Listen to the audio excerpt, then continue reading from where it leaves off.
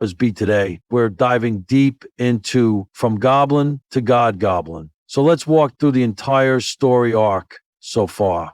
We start off in chapter 1 with a goblin who seems different. He's born in a pit with the rest of his kind, but unlike them, he's aware, he's thinking, he's afraid, not of dying, but of dying without meaning. Chapters 2 to 4 show his first real test. Surviving an adventurer raid. The scene is brutal. His kin are wiped out like insects. But he does something different. He hides. He watches. He learns. By chapter 5, he defeats a wounded monster and absorbs its traits.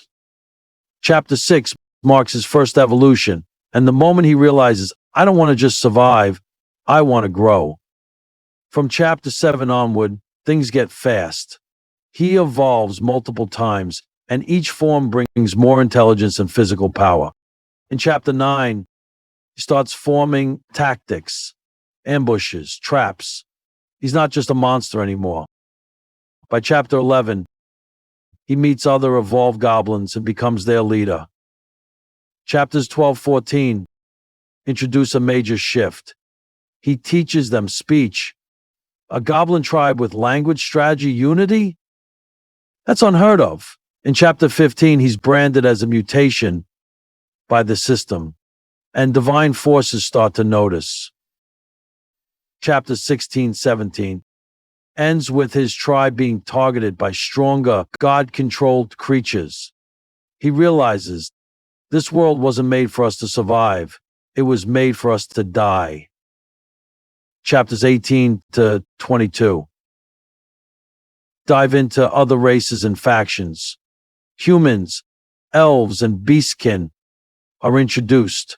Most of them still treat goblins as fodder until they encounter him.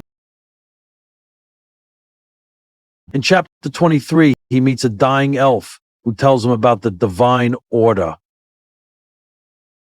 a system created by gods to control evolution.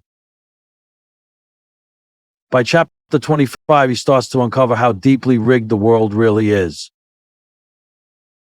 Chapter 27 reveals the biggest twist so far.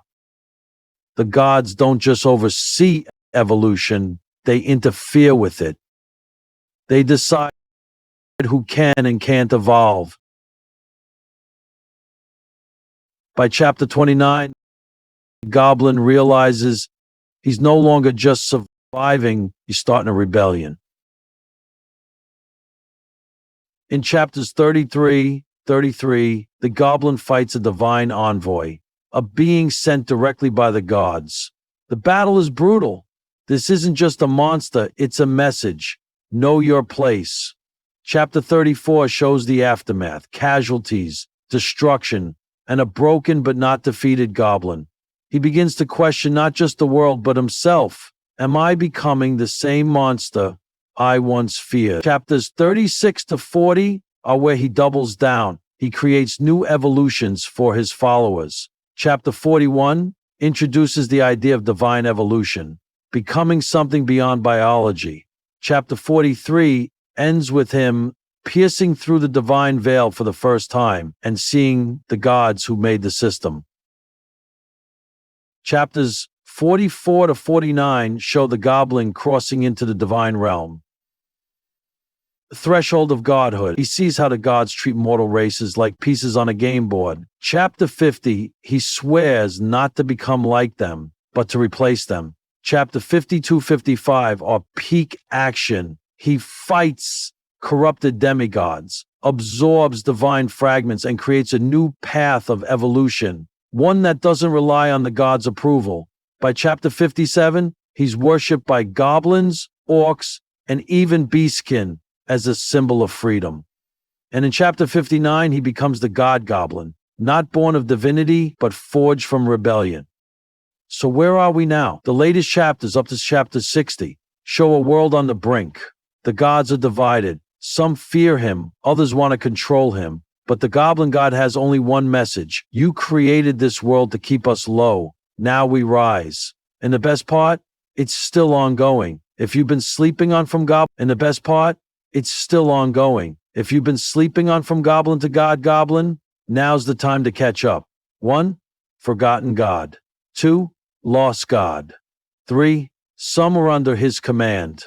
Then, it's a story about evolution, survival, leadership, but most of all, defiance. Thanks for watching this long-form breakdown. If you're reading the series, drop your favorite arc or theory in the comments. And if you want more detailed reviews like this, hit that like and sub button. Until next time, Yulding inside her body.